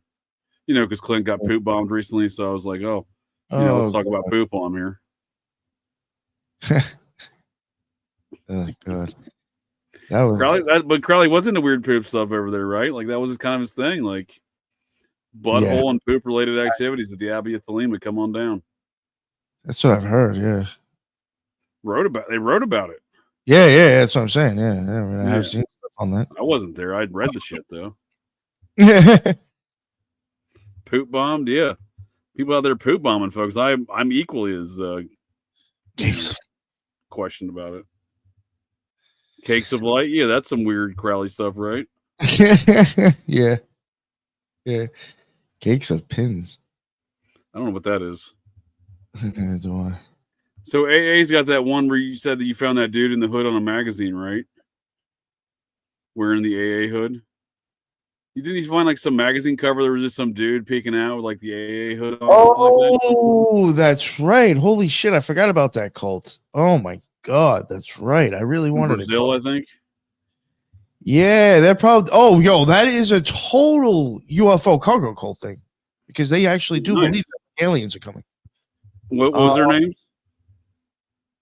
Oh my god! Yeah, hold on. Wow, I can't even remember.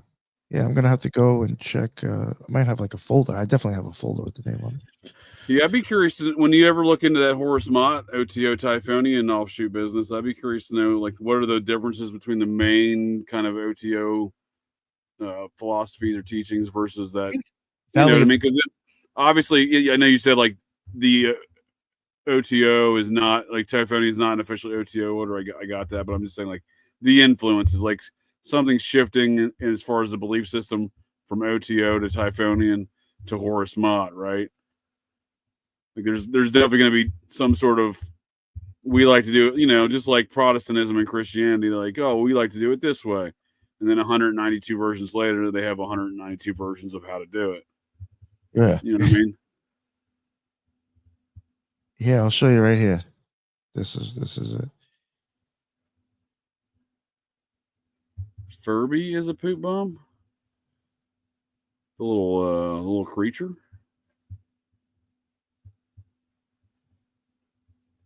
Oh, really? The books are that valuable, huh? 10 grand for an AA book? Maybe. Yeah, pull out that picture I gave you. Where'd you send it to me?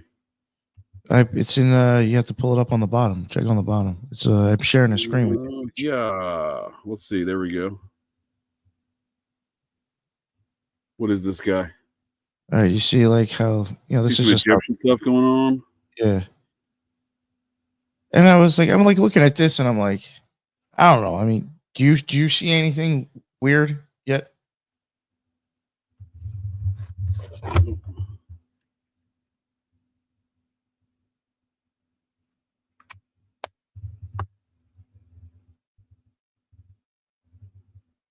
Yeah, let me just. I lost you there for a second. What were you saying? Yeah, here we go. I was leaving it to see if anything. Look at that motherfucker right in there. That is exactly the hood for the Astra Argentum, the white one. Yeah. Peeking out there, huh? The 2 eyes, no mouth, the black Yep. robe. I was like, yo. And they have like.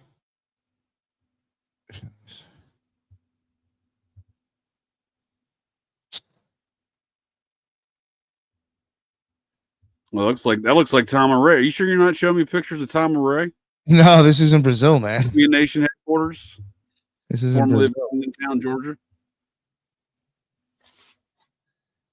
Let me see. Yeah, no, that's let me see if I can find more pictures. I got a bunch of stuff on it, actually. I had an interesting YouTube video that got referred to me earlier while you're looking for that. It's I swear, dude, like the AIs are like I sent you the AI descriptions of Operation GCD, like how it described Operation GCD to like a PhD level thesis degree of the philosophy behind my podcast. I'm like, these AI bastards are getting creepy. I feel like the YouTube these algorithms are getting more and more spot on because I'll show it to you in a minute. But the video that it had suggested to me for a new TV show that come out a couple weeks, come out about two months ago almost. This place is old as shit too. I mean, there's definitely some sun worship going on there, huh?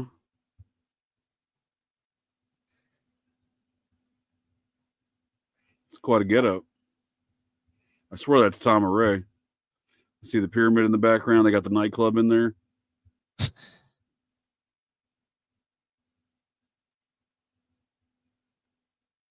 It seems like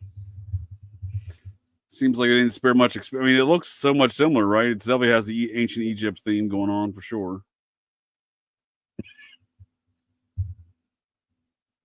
Well, that's wild. Ramovich has been here. Really? Yep. Well, that's interesting. I had a video of her there. For this, if I ever cover it, I sampled the rip that part out. And what was the name of this organization again? Valley of the Dawn, I think. Yo, Valley that of the right Dawn. there is so OTO like. Yeah. Okay. And then you get a lot of other stuff that is very stars. Yeah, and then a lot of this other stuff, to me, a lot of it, especially the Egyptian stuff, is very Golden Dawn like. The OTO and the Golden Dawn basically come together in the Astra Argentum. Oh, okay. And they're using the hood too. So you think these folks are an Astra Argenta? I think they're behind it, yes. I think it could be a where does Astra Argenta come from? There is a few of them in Brazil, but I mean they're all over the world. They have some origin stories down there. I think they have like maybe 3 different. I don't know if they're lodges, temples, or whatever they are. But when I looked up like Brazil and Astra Argentum, I think I'm glad you mentioned. I'm glad you brought that up. That photo of the star and the crescent moon, right? You said that's very OTO. Well, that Vesica Pisces, like that whole thing, the OTO lamen is in the same shape, and there's a dove like flying down. There's an arrow going down. So let me bring you something up here real quick to show you. Then what I was talking about before. It's called Veil du Mont. Oh God, I don't even know how to pronounce this. Veil See the crescent moon and the stars, though. Yeah. That's what I'm talking about, like as far as the occult nature of that sign, right? Like you're saying that seems very OTO related. Well, I mean, it's right there on the comet sign, right? Very similar stars and crescent moon, right?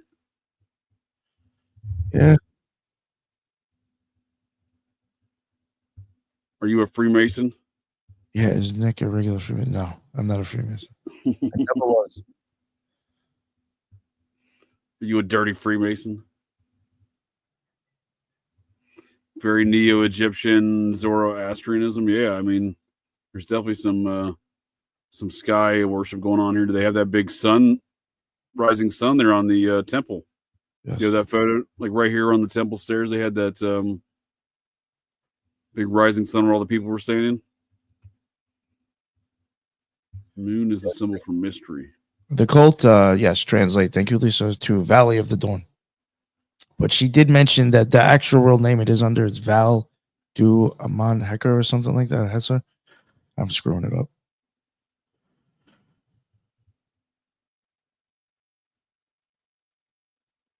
Yeah, and Brazil's like the spot. Like if you want to do some like shit like this, because like this looks pretty wild right there. Yeah. So I'm saying, I mean, that's very like, you know, the OTO llama is in the same shape.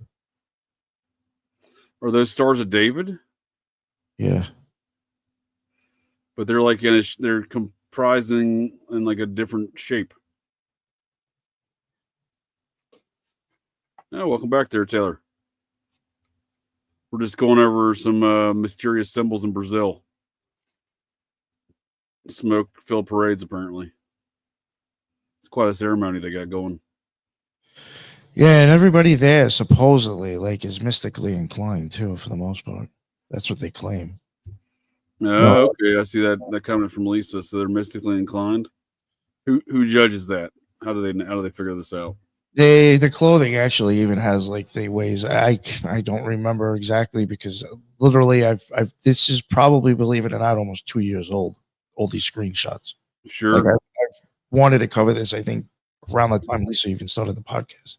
I remember you mentioned it to me before. Yeah, a long time ago. So yeah, I mean, there is certain markings. I think there's cougars, or something, believe it or not, is some silly name like that. There's like different names and titles for like what abilities you have and like what you're doing. And Marina Abramovic went there, huh? Yes, she did. Wild.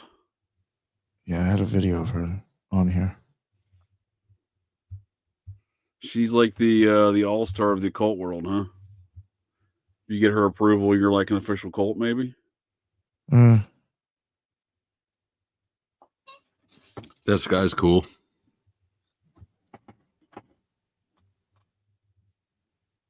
You think they're doing ritual human sacrifice at this spot? I don't know. They are UFO inclined too, like Lisa just said. Yeah, that's why even yeah. You know what sucks? Why wouldn't they be? We never got to it, and she like listened to like because like if you find a lot of stuff on this, it's not even in English. And the Brazil Astrum Argentum is even on YouTube, but it's not in English. And like she literally listened to the shit because she could understand what they were saying. And you know, Portuguese. Oh, she speaks Portuguese. She understands Portuguese. Well, I think she was able to like understand it, like obviously more than I could. Piece it together. Yeah. I mean, it's quite a facility they have there. They spared no expense, I see. I think they need a nightclub in that pyramid to take it up a notch, but that's just me.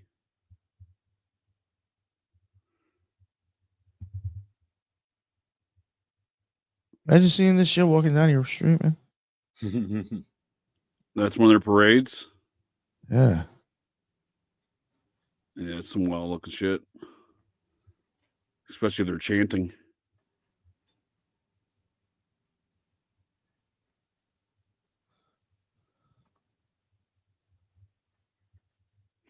I mean, the new Wobbians were doing this stuff in Georgia like this as like a show of force. Marching around, you know what I mean? Like the local neighborhoods. Might just be like they're peacocking a bit, right? They're making sure that everyone knows they're there, right? Yo, imagine them pulling some Heaven's Gate type shit on these people. That would probably like the biggest massive like suicide ever, right? Because I mean they are into that UFO shit. So I mean, I was gonna say, I mean, I thought before there's gotta be some death related to this cult, it seems. Yeah, at that point, it's just like if a few steps away from like drinking Kool-Aid to catch the next comet. I'm waiting for Haley's comment to come back. I already got my fucking purple Nikes and robe ready to go, bud. You got the Nikes. Yeah, the fucking Nikes and the robe, dude. I'm ready to go. I'm waiting for that comment to get back through here. Yeah, I think there's still Heaven's Gate folks that are that's still an active cult. Like despite the Hale Bop situation not working out for them, maybe they think it did. Who knows? But yeah, they still had some membership after that situation. Hard to believe, but yeah. That's enough. I just wanted to show some.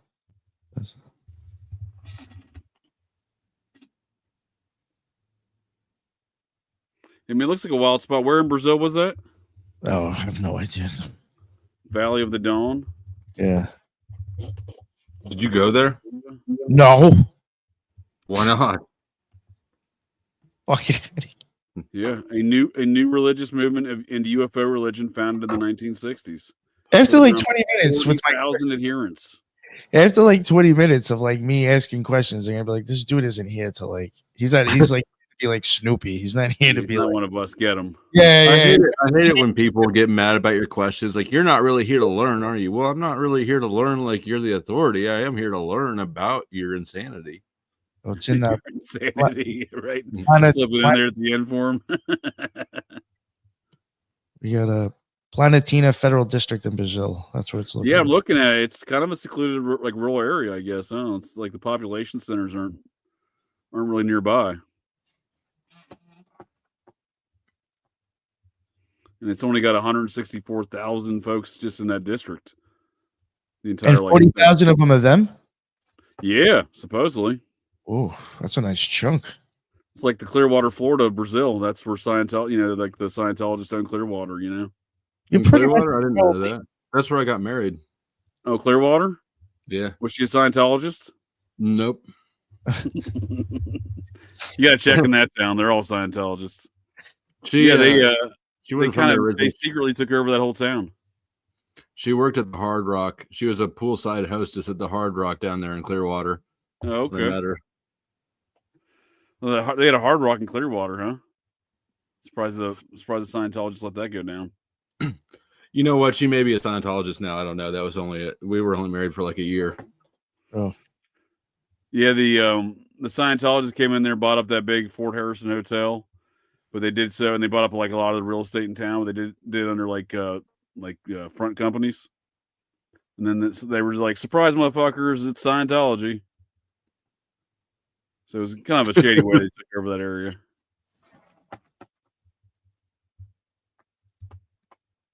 Yeah, it's a really weird town too. If you go there, it's almost like a ghost town. I feel like, right? When did you get married there? It looks like it. 2011 or 12. Yeah, was it a ghost town like in many areas of Clearwater? Yeah, a little bit. Now that you say that. Yeah, I remember watching. The Scientologists buy up these properties. They don't put stores in them and stuff. They just keep them vacant, and they like run people out of town and shit. Like, yeah, I haven't been there in years. Probably 2005, 2006, maybe 2007. Last time I was there. Yeah, it's I do remember just being like, yeah, completely vacant. Like there's not much of anything going on there. Yeah, I haven't been there since then. It's probably been 2011. Yeah. When I stuff on TV about that area, and like you said, there's like so many just empty buildings. That is like it was on 1/1/11. That was the first time I heard about numerology because I'm a life path 11, and my ex-wife got into it, so she wanted to choose a date that has some 11s in it. Interesting. 1/1/11, huh? Mm-hmm.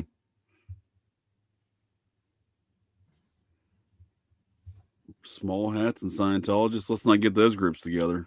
It didn't do a lot for the marriage, but no. The astrological confirmation of the nuptials didn't work out, huh? It didn't work out.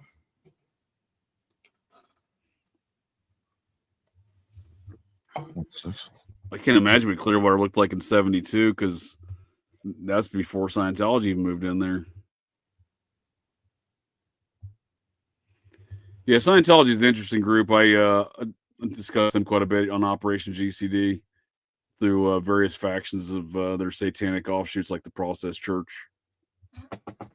But, just generally speaking, they're an ancient alien cargo cult too. So they're just, They are an interesting group to look at. I also think there's other interesting groups too. Like that Horus Mott Lodge is really from the Typhonian offshoot. Nick is really one of the most interesting to me right now.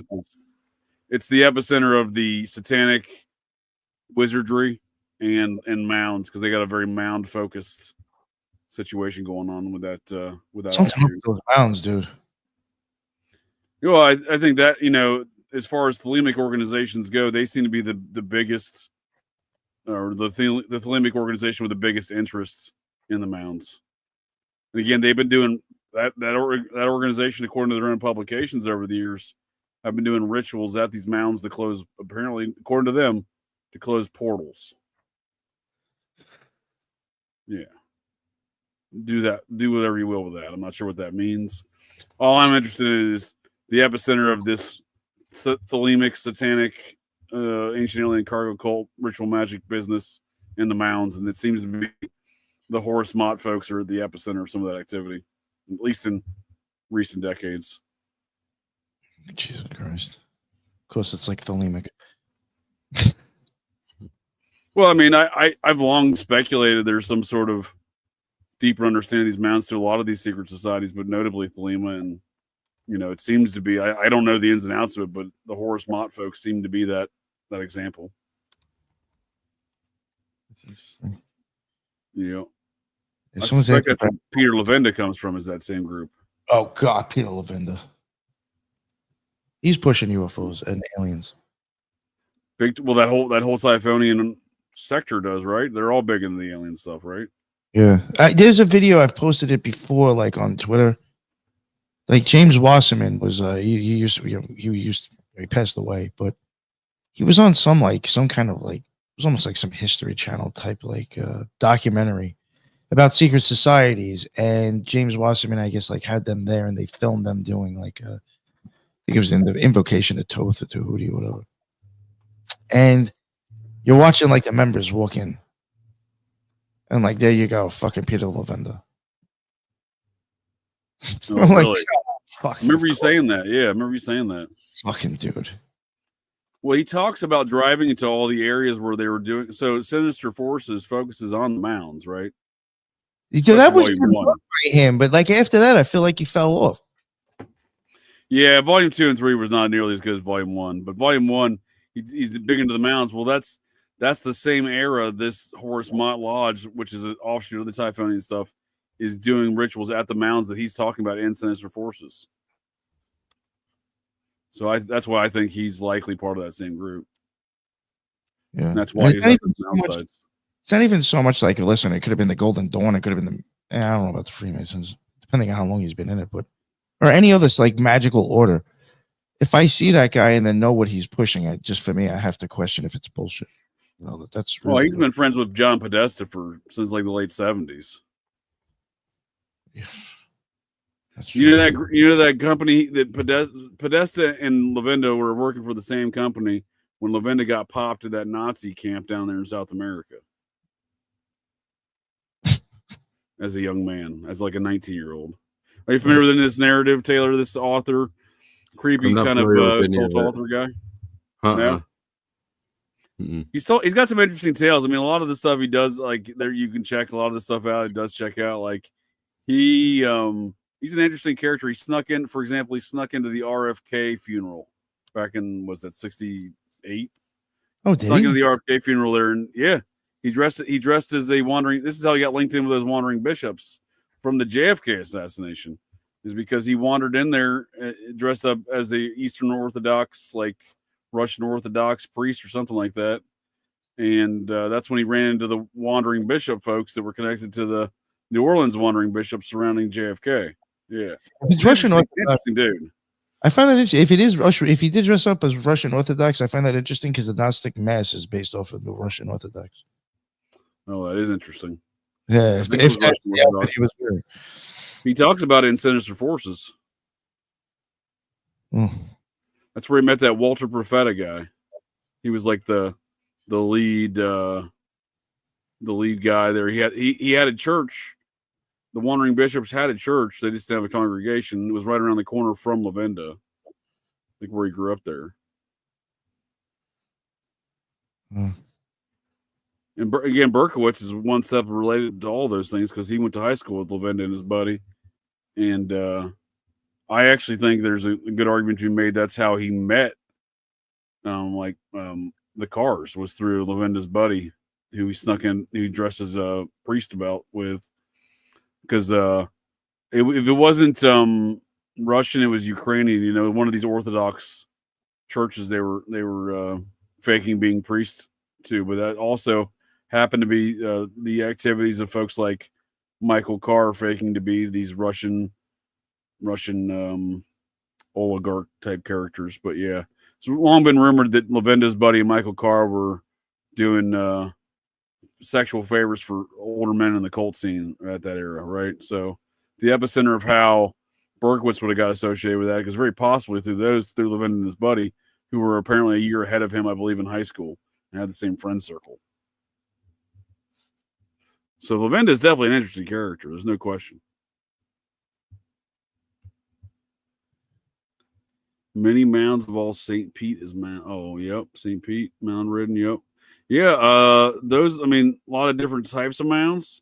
A lot of those mounds down there were the Mesoamerican style, and oftentimes along the shorelines, they're just made with whatever environment's available. So like they'll make seashell mounds, but very like ornately constructed. So like they're not just a pile of seashells, right? Like it's a mound that's just used by seashells instead of dirt.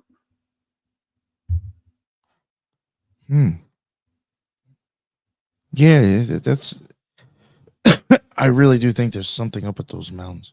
Yep, Rome is comprised of 7 hills and mounds. Yep, that's a good comment there, Teresa. In Cincinnati, the new Rome, if you will, from the Society of Cincinnati's standpoint, it's the city of 7 hills. They call that the city of 7 hills too. So definitely a callback to that. Yeah, Georgia's got a lot of mounds. A lot of them have been buried, but yeah, they have a lot of mound sites. A lot of those are the Mesoamerican style, like the style mounds, like the flat top pyramid ones. Isn't there 7 churches in Revelations? Oh, is there? Yeah. It's been a while. I'm not sure. Very well could be. See what Teresa says. How's the apartment in France? That's a good question. I'm gonna have to publish that. I'm gonna have to call them. I've been waiting to give them a call here. I'm going to record that and publish that phone call to see how my French apartment's going. I appreciate the follow-up. Yeah, I think Hellas has even said Wisconsin is filled with mounds. Yeah, they got Adena mounds, and then they got the largest concentration of animal effigy mounds in the entire world. Yeah, and the effigy mounds being shapes of different animals, like one of the ones we talked about in the Smiley Face Killer series was the Sinsinawa mound in Sinsinawa, Wisconsin, which was, they call that the rattlesnake mound.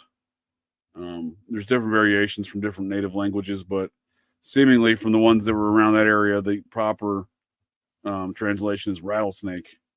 And that's where Makruzicki was found at the confluence of the Sinsinawa Creek that runs from that mound to the Mississippi River. And he was found deceased, quote unquote, drowned at the confluence of the Sinsinawa River Creek in the Mississippi River.